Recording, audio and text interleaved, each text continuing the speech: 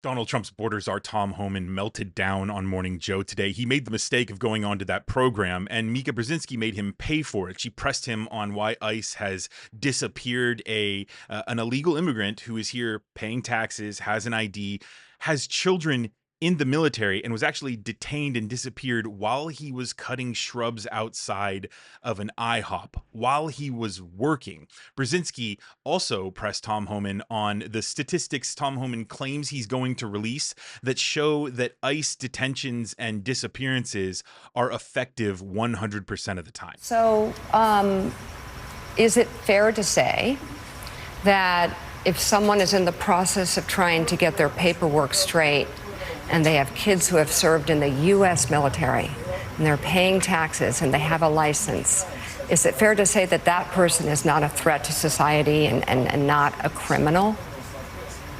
Do they have a criminal history? Have No. you seen the intelligence? Do you have a? Do you I'm have just the intelligence? asking, do you consider someone who is trying to get their papers now, struggling, and has kids who serve in the military, has a license and pay taxes, is that in your mind a criminal? Is that someone you want your ICE agents to take off the street? I just explained the real data that I see every day, that a mass 70% are criminals, public safety threats, and the rest are national security threats. People with final orders. Now, I don't know who this case. Do they have a final order? Have you seen the background investigation or the investigation that was built upon by the ICE agent? What's involved in that case? Things that you may not know. So unless I know the specifics of that case and I have the file in front of me, I can't make that determination if they're a threat I would like to see that data that you're talking about, the 70%, the criminal history. I'd love some transparency as to why a lot of these people have been disappeared. You say you have data. We would love to see it. The American people should see this data. Well, here's the rhetoric again, right? You just meant disappeared. That is a ridiculous thing to say. Why? Because ICE is doing the same thing we've done for decades. But because of the last 4 years, ICE wasn't allowed to enforce the law. ICE was told to sit back, and you can't arrest an illegal alien for simply being here illegally. You got to wait till they commit a serious crime and get convicted of that crime. That's what Secretary Mayorkas' instructions were. And that's why you saw there's so much crime in this country coming from the illegal alien population, because there's no law enforcement. But we're doing the same thing right now that we did when I started back in 1984.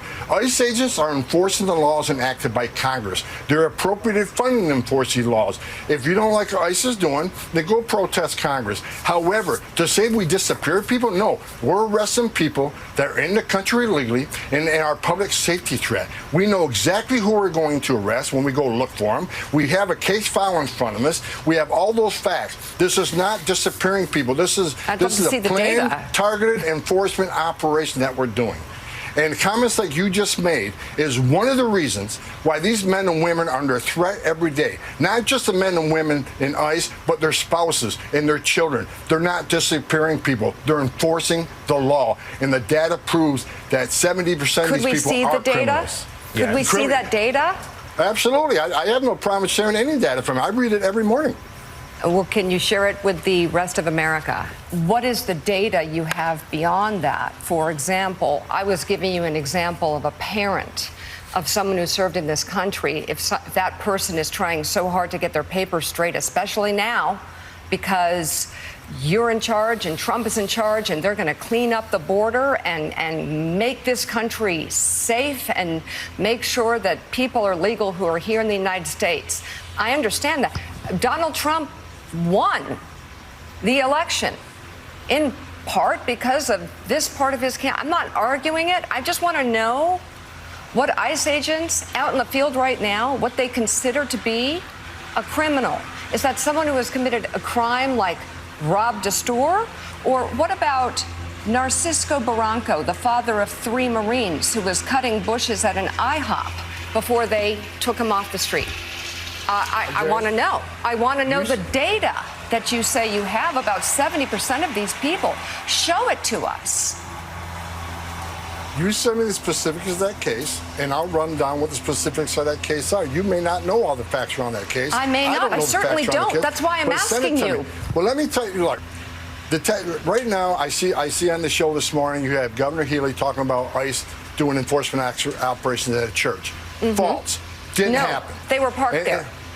They did not do an operation there. She said they were parked in a public space legally. But to say that and to push that out there puts fear in the immigrant community. So let me tell you what's happening. To do that puts fear in the community. Right. To park the ICE agent's vehicle they're on a near public a church. street. They they're are on a public street. She said they're on a public street waiting to respond to a criminal alien release pulled aside the road. Let me tell you. What an embarrassment. Tom Homan there claiming that he's going to release the statistics because he reads them every morning. They don't exist. They're completely made up.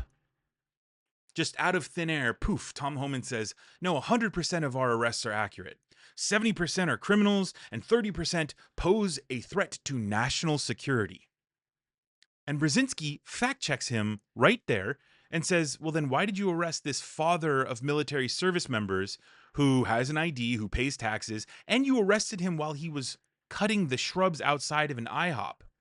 Tom Homan says, well, you don't know everything about the case, as if this guy who they arrested, this father of military members who cuts shrubs all day in the heat, goes home at night, and that's where he conducts all of his crimes. Like he has the energy to be some mastermind, some criminal mastermind at night. Just unbelievable.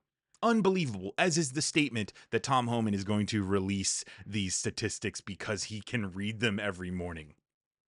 Truly wild how delusional Tom Homan is, how big of a corrupt liar this guy is. Tom Homan also took issue with Brzezinski using the word disappear and made the argument that under the previous administration, there was simply no law enforcement, which is why there was such high crime numbers in illegal alien populations. Those were his words, but that's just simply not true.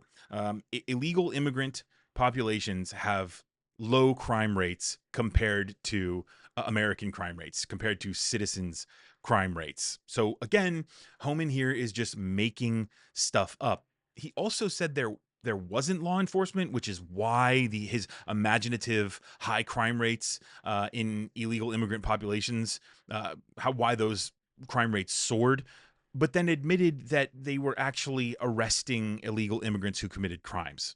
So again, he's fumbling all over the place. He's creating statistics, creating high crime rates in illegal immigrant populations, and none of it's true. Now, the hypocrisy of this Trump administration claiming that they're doing this to protect national security, to keep criminals off the streets, when Donald Trump pardoned 1,600 January 6th criminals on his first day in office, the hypocrisy is just beyond belief. Now, Representative Aguilar had a press conference and spoke about that hypocrisy, but this was in relation to Donald Trump having National Guard troops in DC and in cities across the country, but the same logic holds true. You can't argue that you're trying to protect national security when on Trump's first day, you pardoned 1,600 criminals. Democrats believe in the rule of law. Democrats believe in safe communities.